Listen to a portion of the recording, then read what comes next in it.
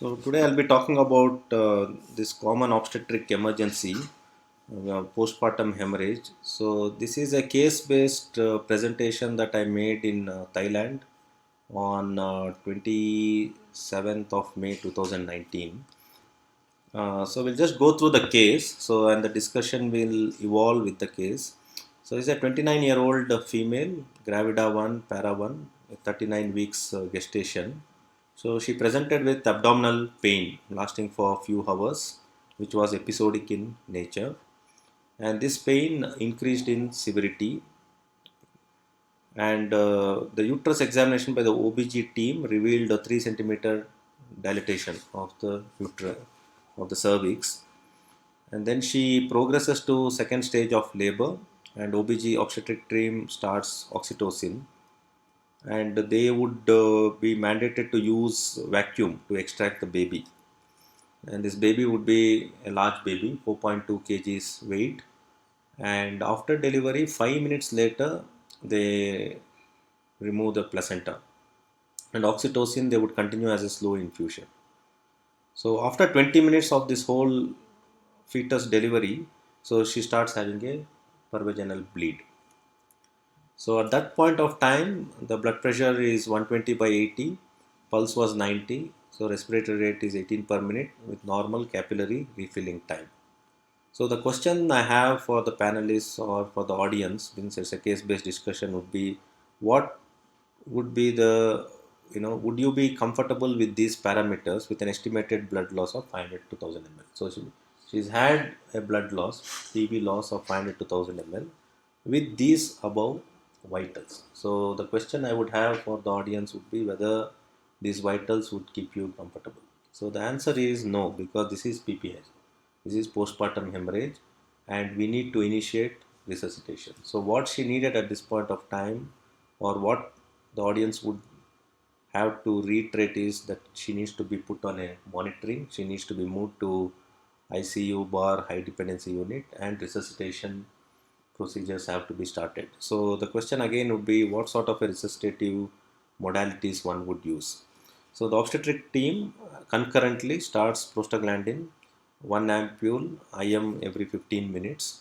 So the resuscitation one would expect is you would put a 14 gauge cannula and start fluid resuscitation. So although as you see, the point that I am wishing to make is with vitals being normal and with a hemorrhage of 500 to 1000 ml, which qualifies as postpartum hemorrhage. So our resuscitative efforts should be ahead of all these vitals getting into disarray.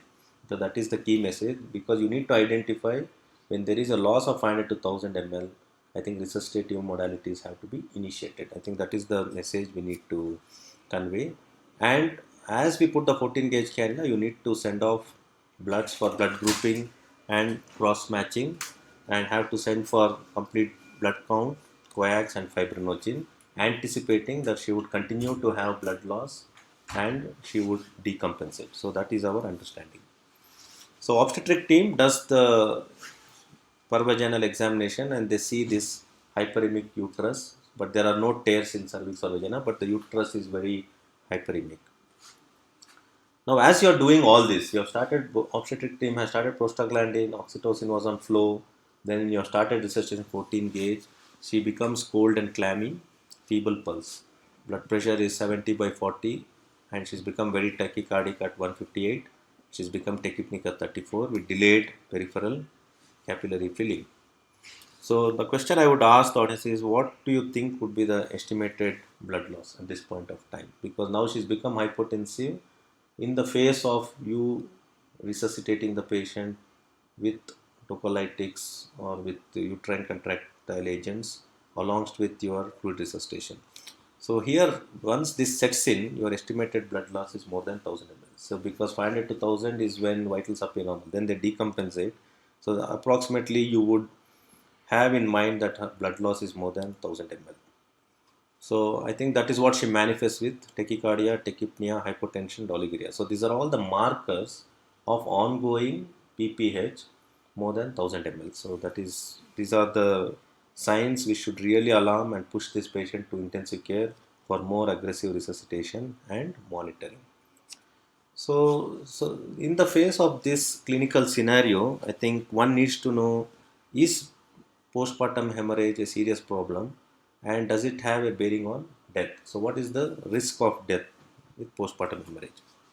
And we need to ask ourselves, so our understanding about what do we understand by primary PPH and secondary PPH, because these are two distinct entities which we should be clearly aware of. And the question I would ask is, what is the definition of PPH? So if you look at the occurrence rate or the prevalence of PPH, it comes in top three causes of maternal mortality. So it is a serious problem and it can kill the mothers. And if you look at risk of death in developed countries, the risk of death is 1 in 1 lakh, 100,000.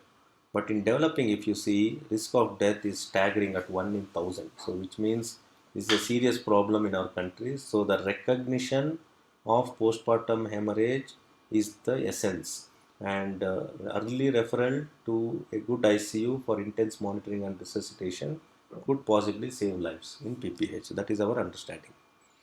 So the question I asked is, what do we understand by primary and secondary PPH? Primary PPH is where bleeding happens within 24 hours of fetus delivery.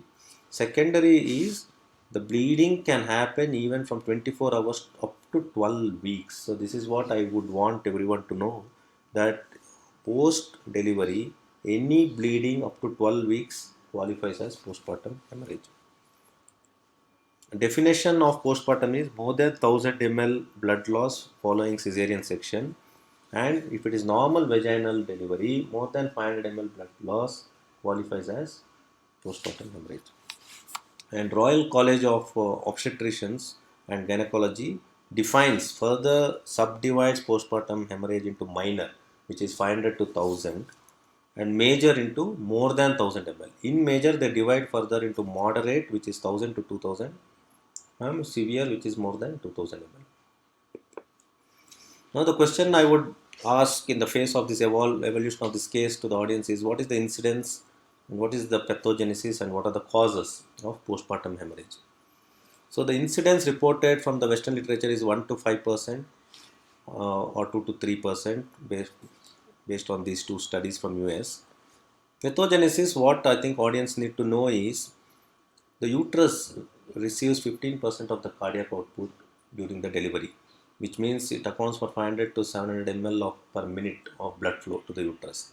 So when there is a postpartum hemorrhage that happens, what one would expect is that uterus should contract after the delivery of the fetus, causing constriction of the vessels. And when that doesn't happen, when uterine atony is present, when there is no constriction of the uterine muscles, that is when the hemorrhage sets in. And when there is no proper uterine contraction that happens with myometrium contraction causing, um, so then there would be activation. So when there is no myometrial contraction causing, so that would cause tissue factor, cause release of tissue factor and plasminogen activator inhibitor and platelets. So these are the agents that get triggered when there is no proper myometrial contraction with uterine vessels contraction. So these are the factors that get activated, which leads to the vicious cycle of PPH and DIC. So the causes of PPH is, the commonest causes is uterine rupture or dehiscence of any uterine sutures following LSCS, or uterine lacerations, and atony. Atony seems to be the commonest cause of postpartum hemorrhage. So at this point of time, I think the questions we need to ask is, what are the risk factors? Why do people develop postpartum hemorrhage and how do we strategize management? So the risk factor is family history is one of the risk factors, obesity or multiparous women, or retained or adherent placenta is a risk factor, or large fetus, as we saw in this case 4.2 kg PP delivered. So large fetus is also a risk factor, or failure to progress to the first or second stage of the labor is also a risk factor.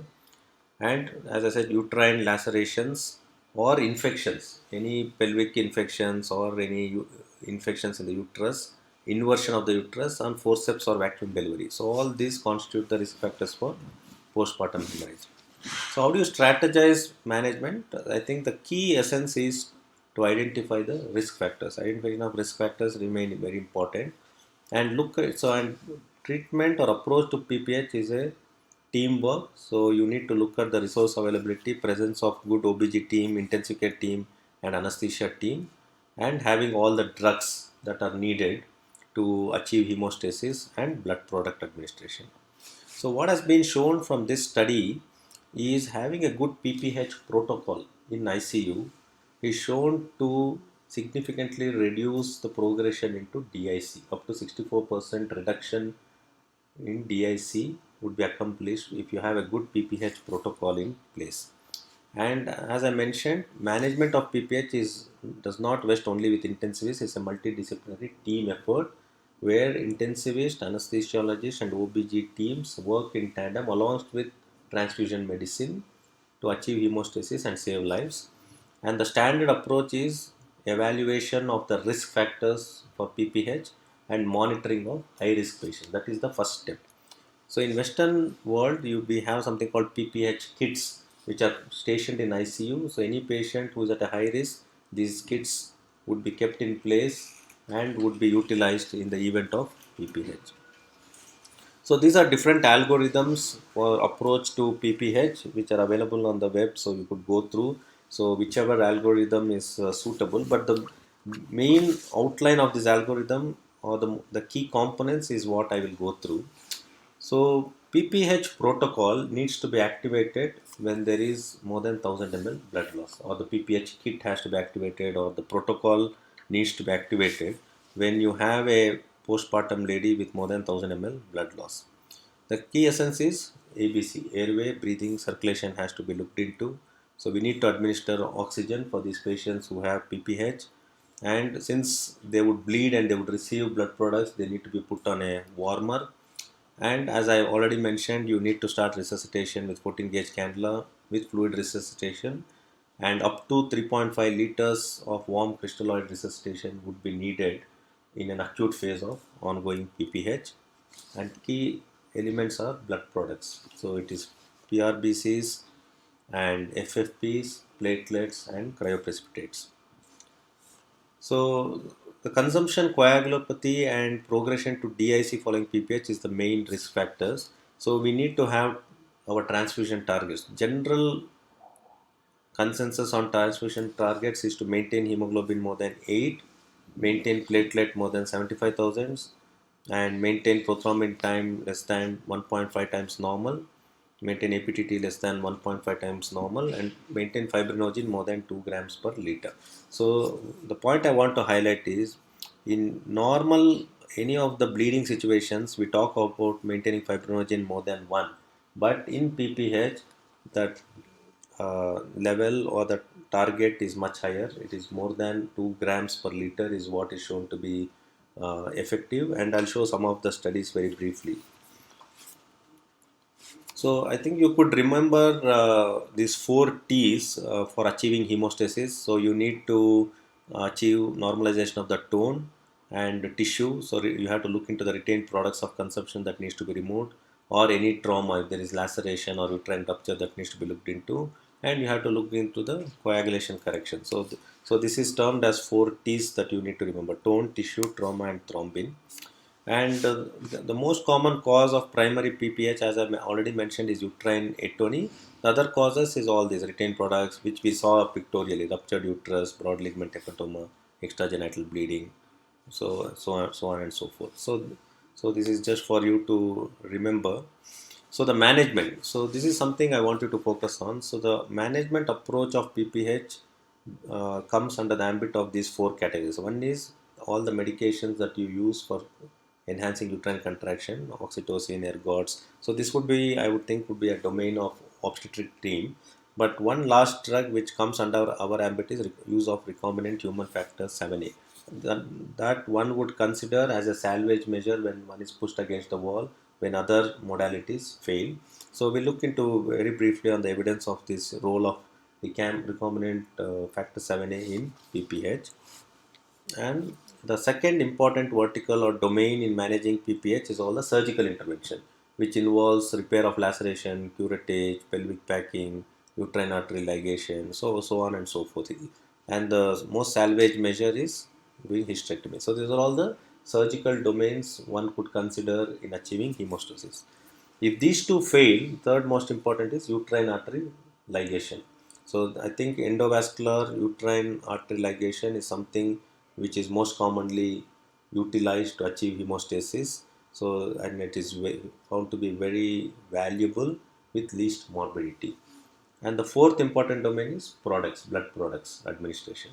And the other ancillary modalities is uterine massage or uterine tamponade with putting balloon tamponade of uterine uh, bleeding.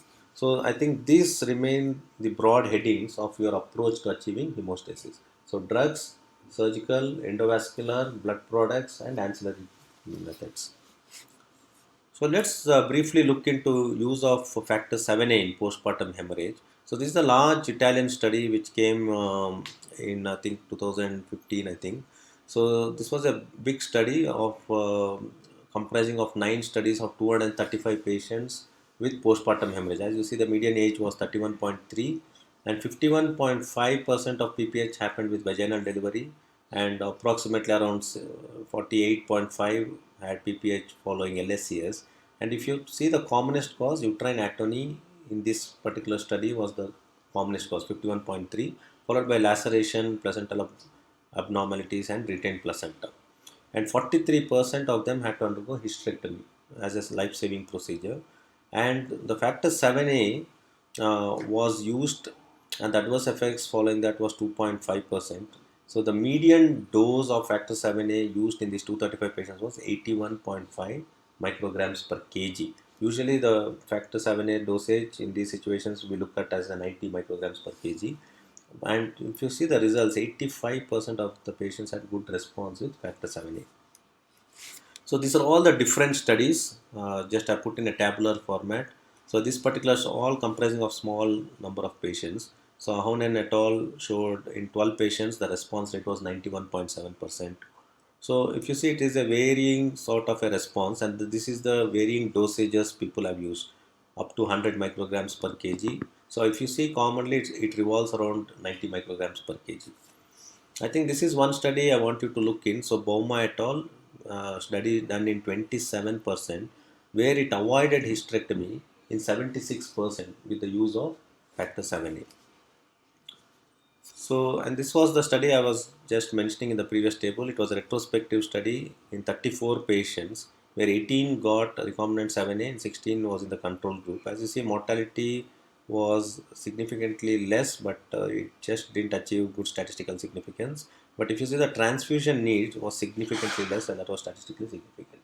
And the adverse effects in this study was nil with the use of recombinant factor 7a. So the last two slides, the Italian registry and the number of studies and this study essentially emphasizes that you could consider in a situation where all other modalities have failed as a salvage measure. So what about role of tranexamic? I think this is what I want people to use this, because it is commonly available. It is a cheap drug. The reason why I'm emphasizing is this is in the light of that women trial. Okay, so this came in Lancet 2017, and I would think anyone who is dealing with obstetric hemorrhage should use tranexamic acid, because this is the largest study and the most recent study which showed a favorable benefit with the use of tranexamic acid. So I'll just dwell into a little bit of details. So the early tranexamic, so the aim of the study was to compare use of early tranexamic acid versus placebo and to see if it could reduce the death in patients who develop postpartum hemorrhage. So we discussed all this, so we'll not go through this. So the background for this study was the CRASH 2 trial. So CRASH 2 trial was done in polytrauma patients, where tranexamic acid reduced all-cause death up to 4 weeks with absolute risk reduction of 1.5%, and there was 0.8% absolute risk reduction in death due to bleeding. So the design of this women trial was double-blinded randomized controlled trial with 20,000 patients with postpartum hemorrhage, and the intent was to look at absolute reduction in mortality from 3% to 2.25%, which correlates with 25% risk reduction. So the setting was in 193 hospitals in 23 countries. So this is the largest sort of a conclusive study which looked at how effective was tranexamic acid in abating PPH. It was done from March 2010 to April 2016. The population, the inclusion criteria was more than 16 years female, 20,060 enrolled, 71% had vaginal delivery, 29% had delivery by LSCS. And again, if you see this women trial, the largest number of cases leading to postpartum hemorrhage was uterine atony. The rest were uterine rupture or the suture dehiscence or uterine laceration. And 500 to 1000 ml blood loss happened in 50%, which is, as you see, RCOG divides into minor and major and moderate and severe. And less than 1500 ml blood loss happened in 80% of the patients. So 10,036 patients were in tranexamic acid group, 9,885 patients were in control group. The intervention group got 1 gram tranexamic acid over 10 minutes. So if there was a rebleed within 24 hours or in 30 minutes, second dose was administered. So if you see, this is the comparison between the intervention group and control group. So there's not of much difference.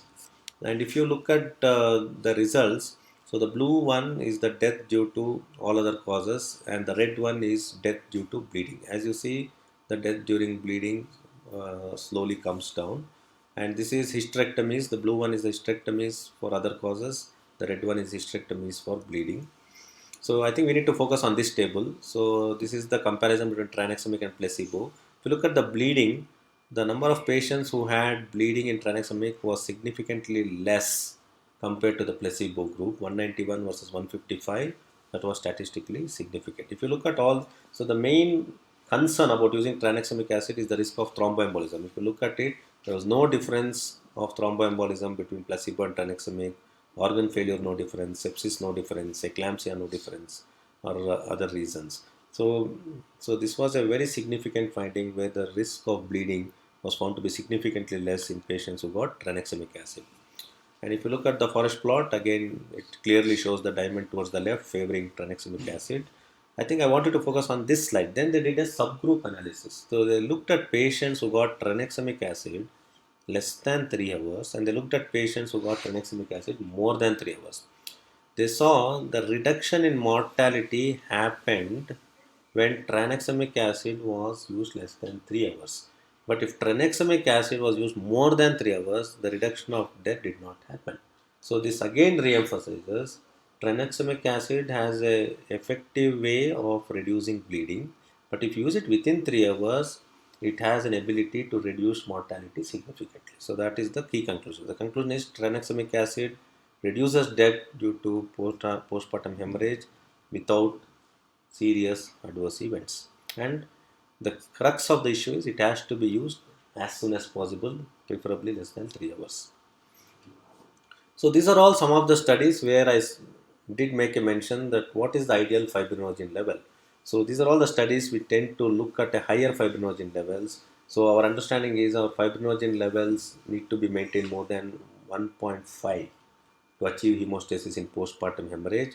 To that effect, you may have to give cryoprecipitate at 60 milligram per kg. And platelet trigger is more than 75,000 in patients with postpartum hemorrhage based on all these three studies. So thank you very much. So that is the whole essence of approach to postpartum hemorrhage, the causes, risk factors, pathogenesis, and the domains of treatment. So I would end my talk with this quote by Sadhguru: integrity is not just about the way you act when others are watching, it is about the way you are within yourself. Thank you very much.